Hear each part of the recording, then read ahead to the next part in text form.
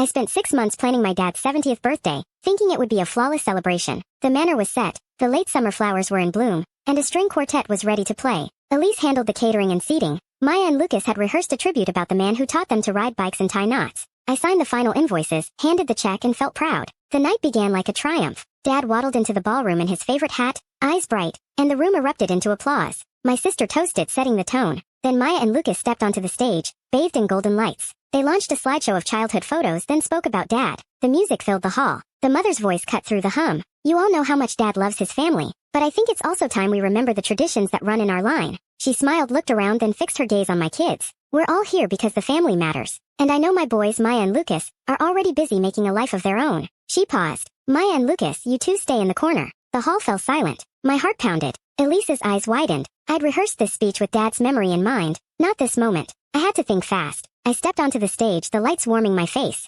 I'm sorry, I said, and the room exhaled. I didn't have an excuse for what my mother had said about my children. I had to own the moment. Maya, Lucas, I'm sorry that I let this happen. I felt tangled. I took a breath. I know we're all family, and we should treat everyone with respect, but that's not how we do it. My mother's face shifted from guilt to defiance. I saw nothing, she began. I cut her off. I saw it, and I'm sorry that I let it happen. My voice steadied. The tension eased. My mother lowered her hands. The audience leaned in. Elise nodded, relief in her eyes. Maya and Lucas looked at each other, then back to me. The room felt lighter. I asked my mother, did you feel like some people were more important than others? Did you ever feel that my kids were less worthy of love? She watched the room, the strained laughter, the applause. I've always loved everyone, she said, but I realize I'm not the perfect mother. I've made mistakes. I've favored some and neglected others. The room inhaled. I want to start again. I want to share the love with everyone. The next minutes were quiet but filled with apologies, questions, and comfort. The family, my mother, Elise, Maya, Lucas, and friends, was united again. Laughter returned. The music swelled. Dad's voice filled the room, telling us how proud he was of all of us, even when we're not always ready to accept the hard truths.